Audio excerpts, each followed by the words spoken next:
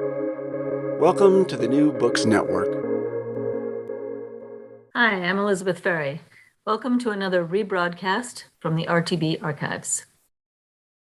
It's a kind of like a woke particularism of its own kind, because it's saying like this attempt to make all the world cookie cutter the same is bound to fail and will only backfire. So in the slogan of the far right now, right, a place for every race. Everyone has their own tradition.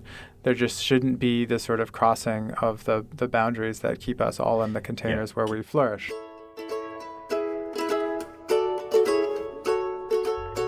From Brandeis University, welcome to Recall This Book, making sense of contemporary problems by looking back at books that shaped the world we inherited, and perhaps never so insidiously and malevolently as the ones we're going to be looking at today.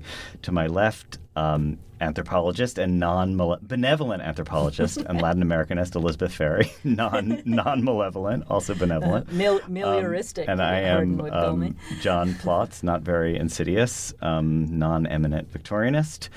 And we're your hosts today. So strong words, malevolent and insidious. So why?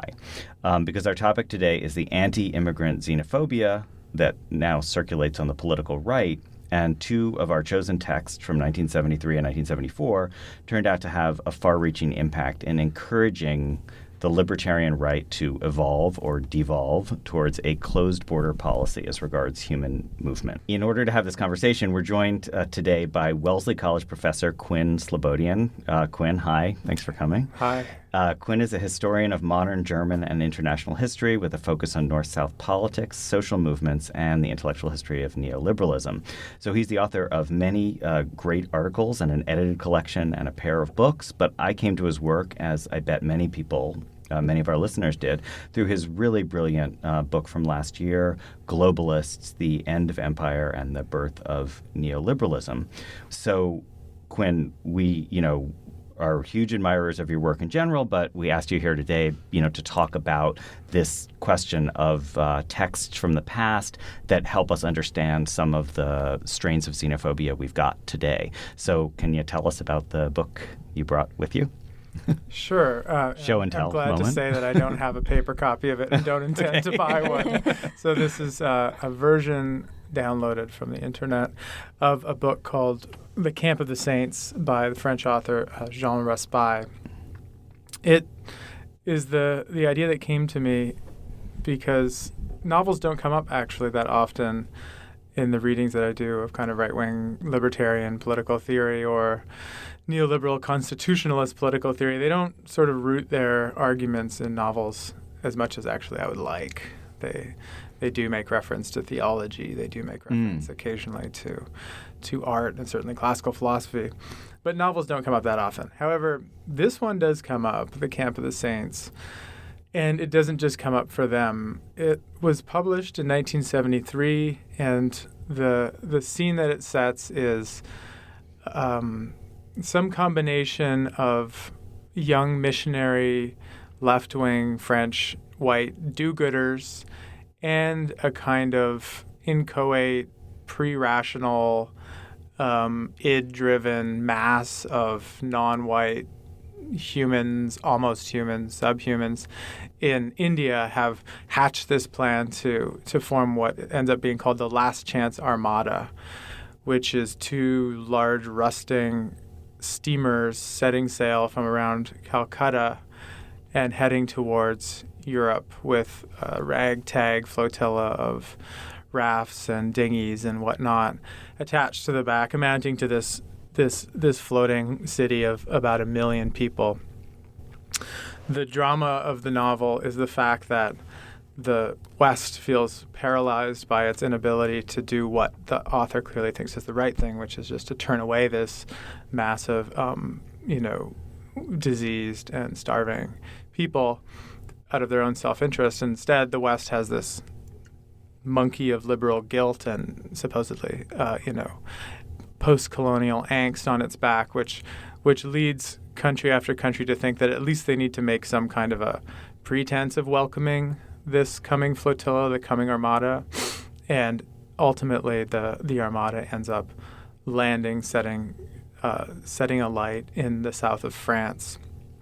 And what ensues is basically what actually Rod Dreher, the conservative columnist, would call in 2015 the suicide of the Christian West, whereby the white French people essentially come running with open arms and are promptly slaughtered and raped and expropriated, and the country of France is taken over then by this advance guard of brown people.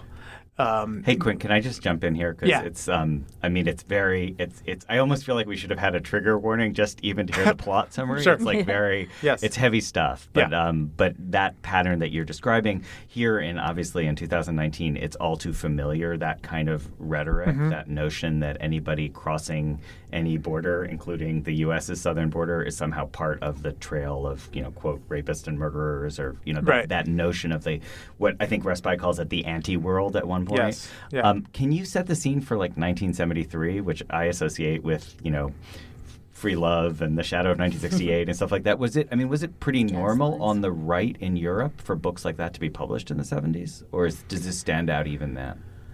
I think it does stand out. Part of the reason why it's become so iconic or canonical for the far right is that it did sort of anticipate moral panics and kind of hysterias that would come later. It's notable that the wave of the Vietnamese boat people refugee crisis hadn't hit yet. Right. That wouldn't hit until... That's like 78 or something. Yeah. That would, in fact, end up triggering some of the very things that Raspail describes, i.e. high-profile leftist intellectuals like Sartre and Aron and Foucault coming out in favor of refugees. So what you had at that time it wasn't really a time of panic about mass immigration, because there actually wasn't a great deal of mass immigration unless you set aside the migrations from within the French Empire, from French North Africa and French West Africa. Right. Those weren't new. Those had been happening all through the 1960s. So it was peculiar to hit upon this idea of sort of the invasion of brown people into Europe. It was, in that sense, a kind of a leap of fantasy for him, which I don't think he wasn't narrating, tearing things from the headlines to come up with this plot. Can I maybe read a quote that I wanted to ask you about, Quinn, that's related to that? There also seems to be some 1789 language. Like, in other words, there's a line, the human race, the good thing that we've learned from this raft is that, quote, the human race no longer formed one great fraternal whole, as the popes, philosophers, intellects, politicos, and priests of the West had been claiming. So that notion, no more fraternity, was interesting to me because, I think of that as like one of those core claims of Frenchness. Absolutely. Yeah. So it's, yeah. Oh, yeah. No, it's so this is why it's a kind of a text of like the new right, I think, in the sense of the Nouvelle Droite, because it is a rejection of universalism, but in favor of it's a kind of like a woke particularism of its own kind, because it's saying like this attempt to make all the world cookie cutter the same through processes of westernization, Americanization, modernization is bound to fail and will only backfire. So in the slogan of the far right now, right, a place for every race. Everyone has their own tradition. There just shouldn't be this sort of crossing of the boundaries that keep us all in the containers where we flourish. Can I just underline that phrase, a woke particularism? That's great, because I do feel like that's so much of what we're struggling with right now, is that question of particularism and all the different varieties of identity politics, which we wish to make minute distinctions about, but we need to be able to recognize commonalities as well. Sometimes not so minute. But. Yeah, there are non-minute distinctions too, but the phrase woke particularism I do think covers like that notion of people's in their place. So, Quinn, I wanted to follow up on, I want to make sure that the way I introduced you was correct, which is that I said that the thing about this text that's interesting is that it had this effect on sort of shaping far right, like right libertarian thinking. Help us understand like the alliance, the unholy bedfellowness there of exclusionary politics around migration coupled with libertarian economic policy. Well, right. So it's been a popular book, not only certainly for right-wing libertarians, just for right-wing people of all kinds. a relatively mainstream example in the United States is Patrick Buchanan, who cites it in, I think, all of his books from the 1990s, all of which have titles that recall the Camp of the Saints, things like The Immigrant Invasion, The Third World Arrival, ... Population Decline, Suicide of the West, The Death of the West. And he cites Raspail and its subsequent reception, its praise by people at the National Review and the Wall Street Journal, as being this prescient prophecy of demographic decline. So it does get used in that way as an outright piece of propaganda for nativist exclusionary politics, which don't always, and in fact often don't, run libertarian in the sense that they then lead into calls for an enhanced welfare state for the right kind of white people, pro-natalist policies, and encouraging higher birth rates and so on. So So in other words, there's a consistent right-wing protectionist nativism or something in which borders are just borders, and this kind of hatred is totally justifiable and logical because it goes along with that sort of segmentation of the world. Right, So, yeah. exactly, and because you see these particularist demographic communities as bearers of both specific cultural traditions and memories and sort of forms of self-narration that need to be preserved and will be diluted if a new population comes in, then it's all quite logical. Yeah. But the libertarian thing is kind of the twist, and that was the surprising part for me.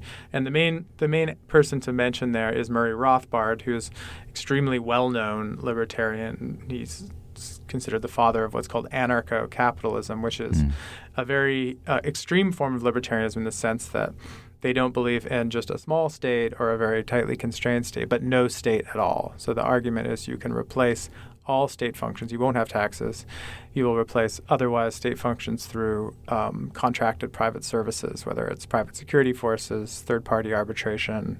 Sounds like there will be a lot of law in this world, but it isn't law mediated by the state. It'll be sort of the same way that transnational private law is mediated between corporations. It doesn't necessarily always go through governments. Yeah. I read a lot of 1970s and 80s science fiction, and you can see that all the time because they're constantly thinking about, who's going to run the asteroid belt. Right. The answer is like a bunch of dirty miners who get together and, and execute people because that's what they do because they're justice. Yeah. Right, exactly. Yeah. And who will compensate for the loss of the cargo? Well, they'll turn it over to this insurance company or that insurance company. You don't need a state actually to have insurance companies. Yeah. So insurance companies also take on an increased role. One of the many ways that I think these right-wing libertarian. Cryptocurrency? Right, exactly. I mean, some kind of scarce commodity-based currency that cannot be manipulated by public authorities in the way of fiat money, which they all see as the beginning of the end of civilization as we know it.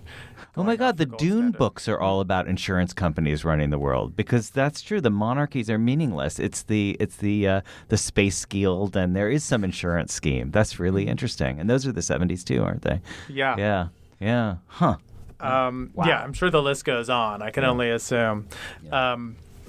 But with Rothbard, so the traditional libertarian position is I think it's best put by someone in the Q&A at some conference I was watching online recently. Who said, we're like astronauts. We see the world from a million miles away.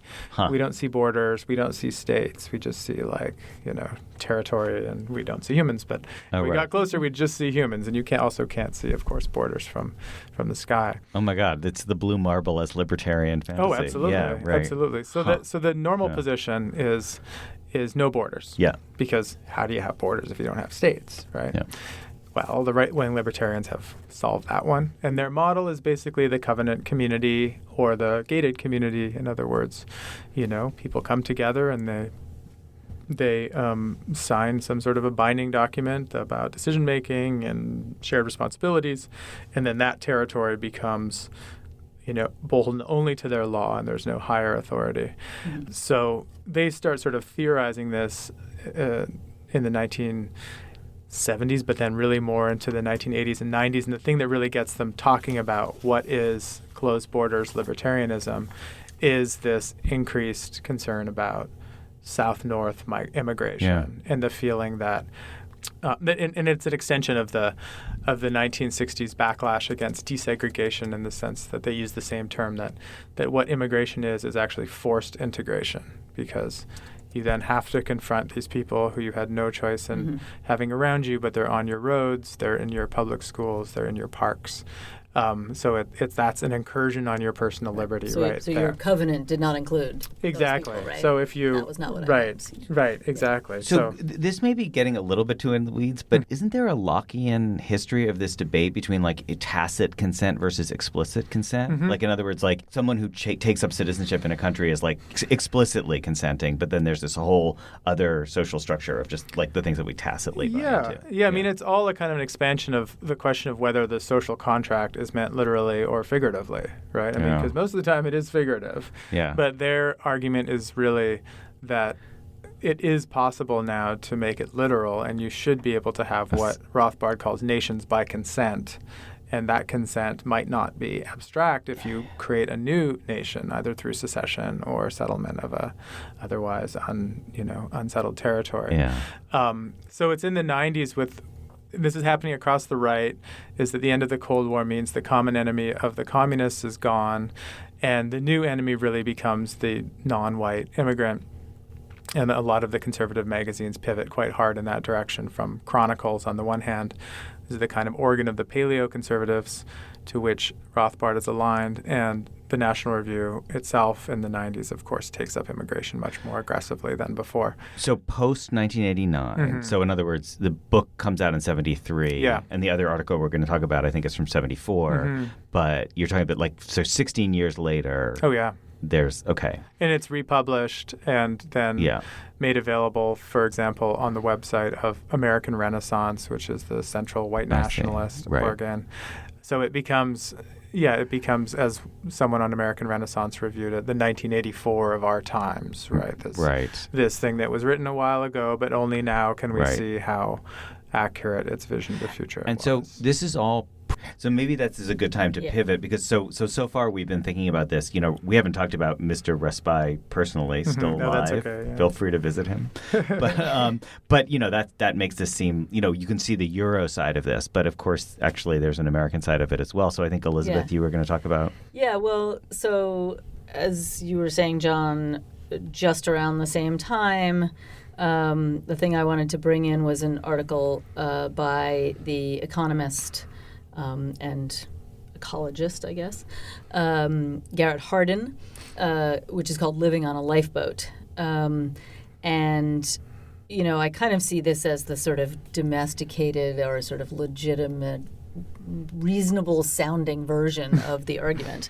The biologized, for sure. Biologized version, and reasonable people, or so I think maybe men can agree. He's a professor of human ecology in Santa Barbara, I think, in 1974 when he publishes it. That sounds about right. He's trained at Chicago, and he's most famous for an argument in an article called Tragedy, the Commons, which is arguing that because the commons is not seen to be the property of any particular person or group, there's no incentive to take care of it, and then there's a sort of gradual, generalized degradation of it, right?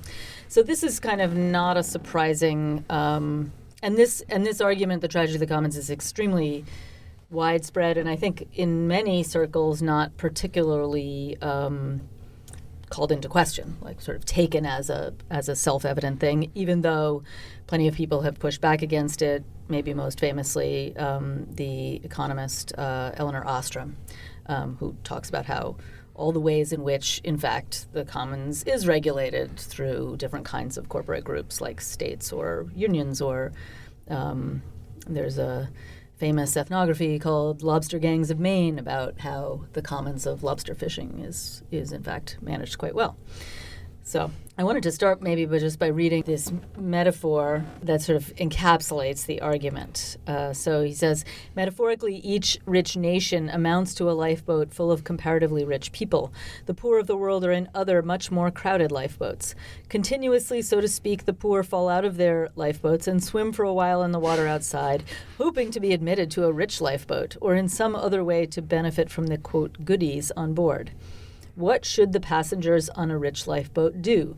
This is the central problem of the ethics of a lifeboat. And, he, like Raspail, although in a more sort of reasonable sounding version, is sort of placing a lot of the responsibility for kind of environmental and political degradation at the hands of people who believe that they're doing the right thing, right? Who are taking the idealistic view.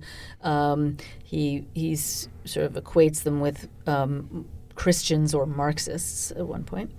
Doesn't he actually? But he makes a sort of pointedly. I mean, I might be misremembering the article, but doesn't he make a pointedly anti-racist side to his argument, where he says, "Look, set the abilities and the contributions of the people at zero. Let's like hold say those they're at all zero, the same. however they are. Nonetheless, we don't want them in our lifeboat. Yeah, Right. It's Yeah. a carrying capacity argument. Yeah. It's an ecology argument. Yeah. That's basically. Yeah. We are just other organisms. Right. There isn't going to be enough to go around, and therefore Right. we are going to need to make choices, and liberals are not willing to make those choices because they succumb to these idealistic arguments, right? And it's contemporaneous with, of course, like the Club of Rome's Limits to Growth report, right? But rather than scaling it up to the world to say, what changes do we need to make given these limits, his point is the world doesn't exist as an active political category. There's no world government. Right. So we need to think about this only at the level of the nation. And when you do that, zero-sumness comes back like with a vengeance. Right. And there's no sense of the sort of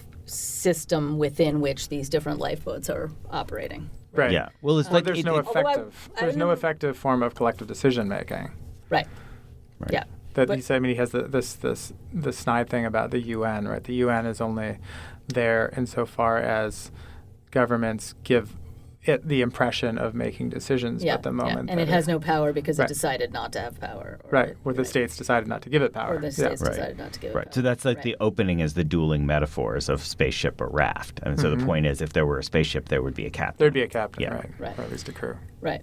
I think I might push back on the idea that it's exactly an anti-racist argument as much as avoiding non-racist. A non-racist, yes. Oh yeah, non-racist. Right. And I didn't even mean structurally non-racist. I just meant putatively in terms of it. Whereas the Raspail argument, I just think it's just worth noting how much he doubles down on his racism, because even like the stench and the squalor of the raft in the Raspail novel, which you would think is an effect of like being on a raft, becomes instead an attribute of like the people who are stinky and dirty. Right, right. And there's this kind of horrible luxuriating in the raceness in Camp of the Saints, right?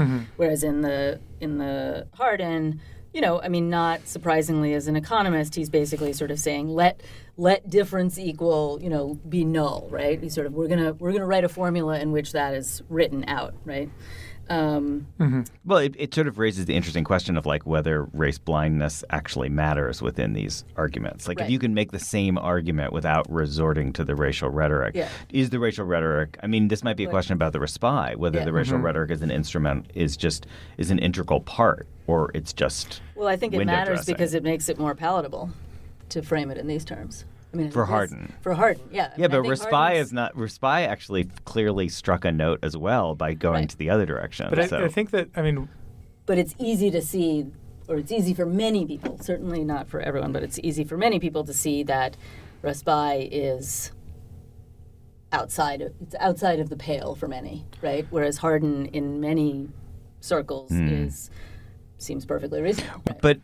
But so Quinn, are you saying that these are sort of rhetorical and stylistic differences? And this, in a way, we could turn this question to like what the Republican Party is acting like nowadays, right? Because there are lots of Hardin type people in the Republican Party, like there are people who are going to try to seek out that respectable scientific center, and clearly there are inflamers also, like people who love the idea of the Steve Kings. And not just Steve King, but also, as you said, Bannon, like people who work by inflaming the insensibilities of the left. And so are those merely rhetorical differences between a fundamentally unified right-wing ideology that has a kind of rational, political, non-racial tinge on one side and a totally openly racist tinge on the other side? Or are those actually two different ways of looking at the world that just happen to be traveling in the same Maserati together?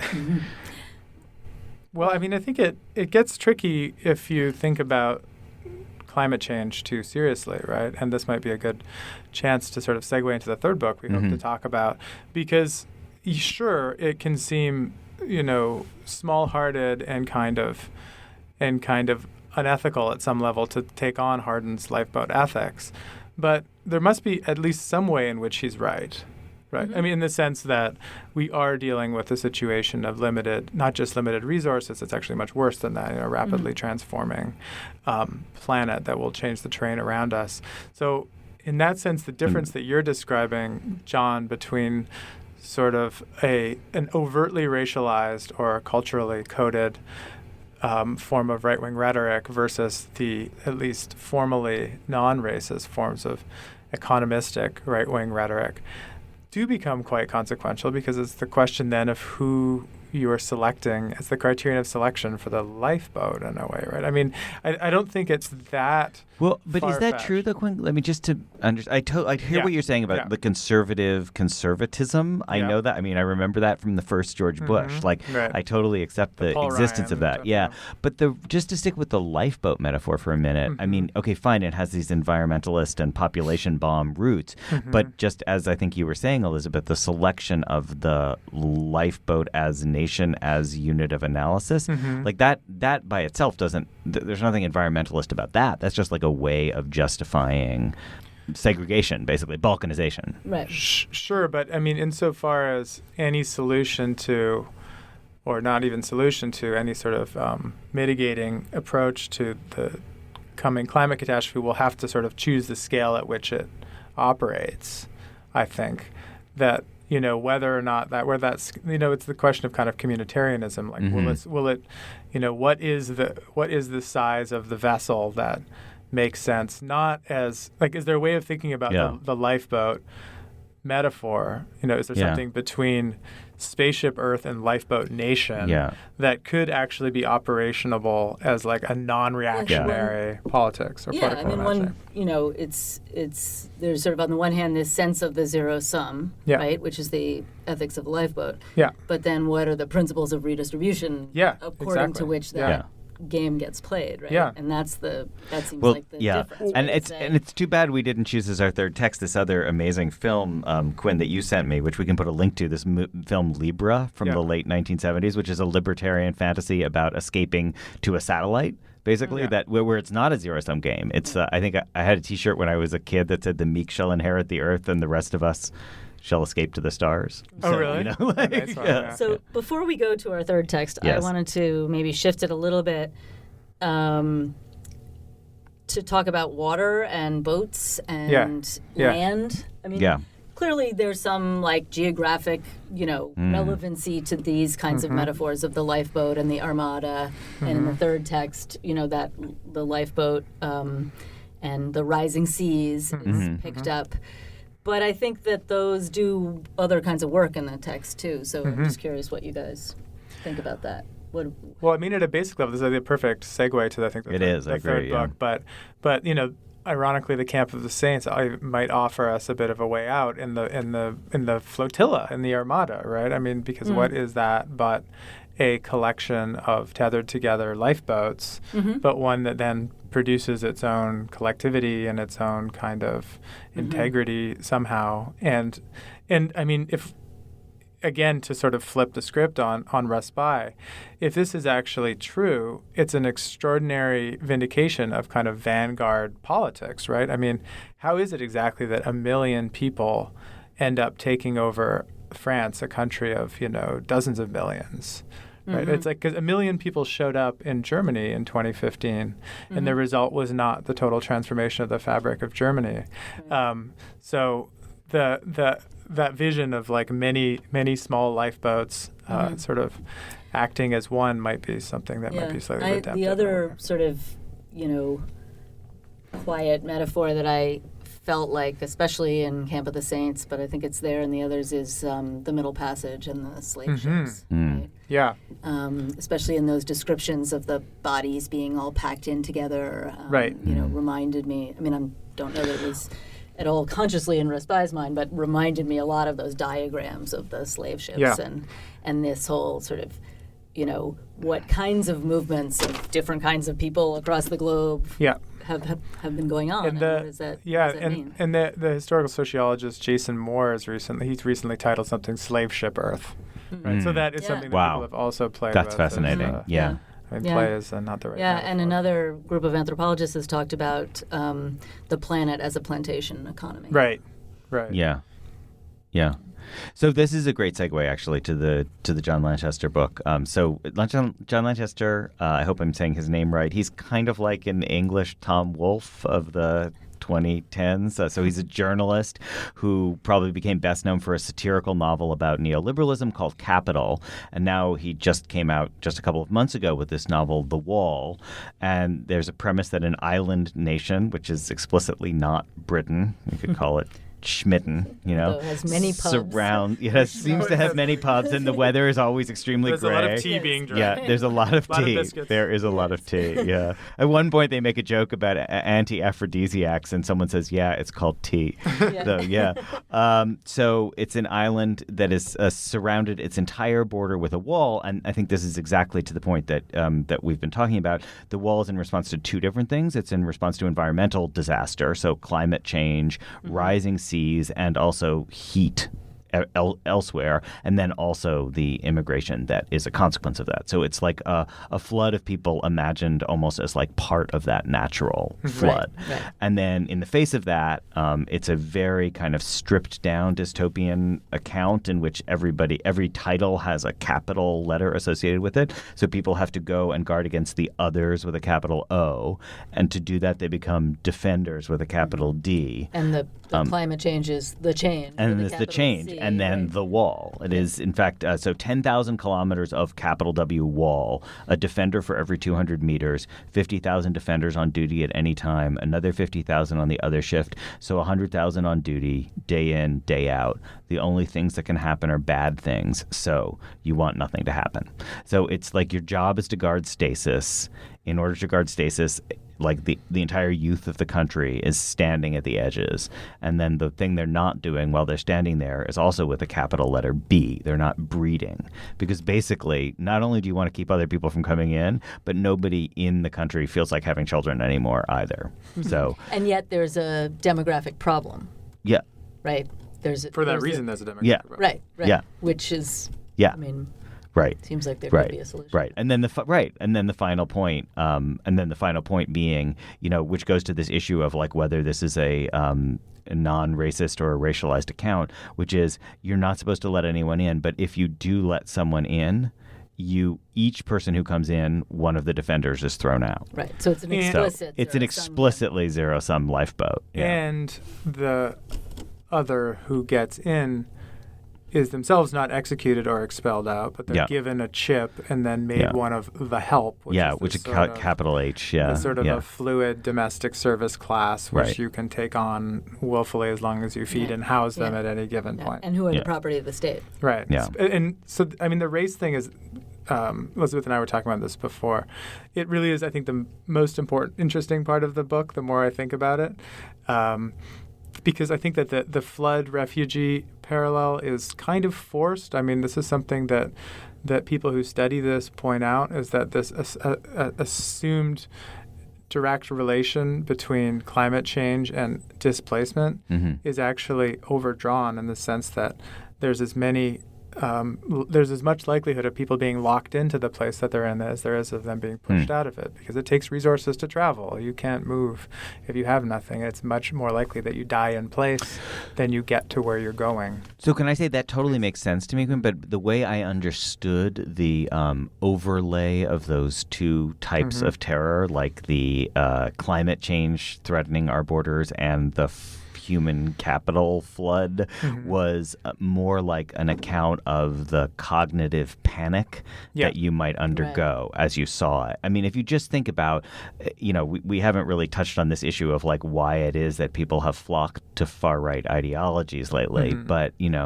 there is there's clearly people find themselves in a kind of cognitive duress where they start believing irrational things. And I think things that in retrospect they will understand to have been irrational, but nonetheless, it can take hold. Right. So Well, that's where the generational story is interesting in The Wall too. Is sort of because it seems like the main characters that we have who have grown up after the change. Yeah. And by the way, I think that's almost definitely borrowed directly from the East Germany, West Germany case, because when the wall fell, it was still referred to as Die Wende, the change. Huh.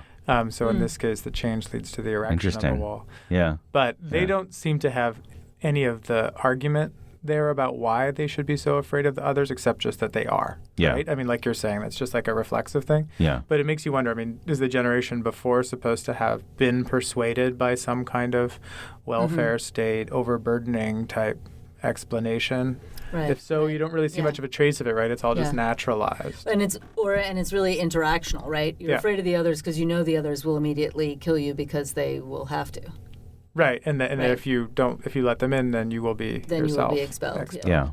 So no, the thing I thought was going to come into the novel more, but it certainly exists in a parallel to the Camp of the Saints, is that question of the traitors in our midst, like the sympathizers, the people who are willing to, let the others in.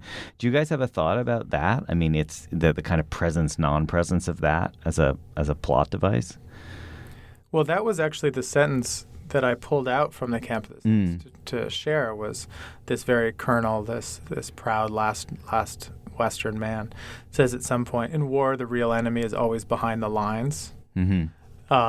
Because it does seem to unite all three of these, that in the end it's a question of betrayal from within and the threat of like the fifth column, right, or the kind of insidiousness of an idea among your own rather than the embodied threat of people and from maybe outside. even inside yourself, right? Yeah. Your own humanitarian impulses are going need to be policed. Undoing. Yeah. So this is a great time to pivot to our recallable books. So if you don't believe in your future, at least you can take some solace in the past.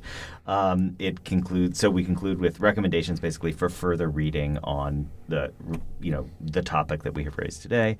And as with the books we discussed, there will be links to those on our website, along with other material for folks who want to explore this topic further. So Quinn, as our guest, do you want to start us off? Sure. Well, this book actually hasn't quite come out yet. Okay, great. It'll be out in the next couple of months. So it is from the future. It is from the future. It is from the future. It's the title of the book is Mutant Neoliberalism, and it's an edited volume, edited by William Callison and Zach Manfredi. Be published on Fordham University Press, and it gathers some really interesting writing, including Melinda Cooper writing about the anti-austerity of the far right. So this is the difference between the kind of libertarians of the AfD and then the kind of welfare chauvinists of the Front National. Etienne Balabar, who's been an extraordinary writer on the idea of Europe for many years. Wendy Brown has a chapter in there. A couple of other people do. And I think it's the best. It will be the best collection so far to kind of account for 2016 as something other than just the jungle growing back as kind of the Beltway punditocracy would like us to understand it. That sounds great. Elizabeth? Yeah, so mine actually picks up on the last bit of our discussion, and it's by Douglas Holmes. It's an ethnography of central bankers and monetarism and central bankers. It's called Economy of Words. That's sort of about the move, a particular kind of move away from gold, and the central bank's kind of, the thing that was thought to be the main job of central banks, which was to take care of gold as a kind of safeguard of the nation, among other kinds of things that you described so well, in favor of a kind of sort of performative economics-based semiotic function of controlling the money supply through things like quantitative easing and other kinds of techniques, and how that the book is essentially focused on that, but I think that tension between the sort of economy of words and the economy of something that supposedly comes from outside of the world of words is really central to what we've been talking about. It's what Paul Volcker called the mystique of central banking. You needed to speak in such a way that it was gnomic enough that people could read other things in than what you intended. And I'm doing a project on gold, and I had interlocutors say, we've moved from a gold standard to a PhD standard, and who's to say which one is better? So I picked up a sort of a different strand of our discussion. So I went back to I was just sort of brooding on 73 and 74 and the question of governmentality back then. And so I went the other direction towards science fiction, as I often do. And I picked up Ursula Le Guin's 1974 book, The Dispossessed, An Ambiguous Utopia.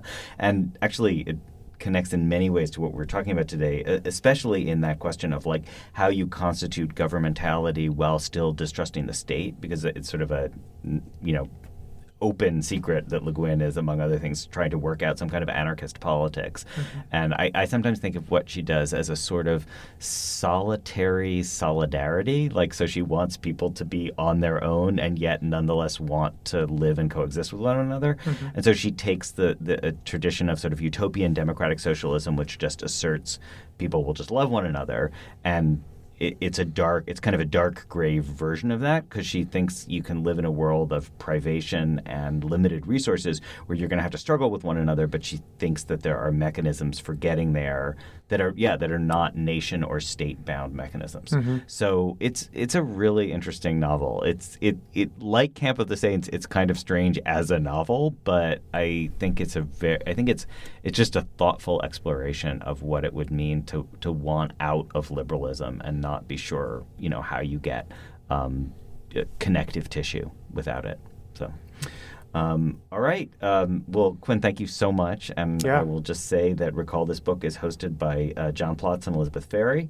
Sound editing is by Claire Ogden. Website design and social media by Matthew Schratz. And if you like this episode, you might want to check out our discussion of women and politics with Manduhai Boyendelgair, and the one about addiction and habits and dependency with Gina Terrigiano.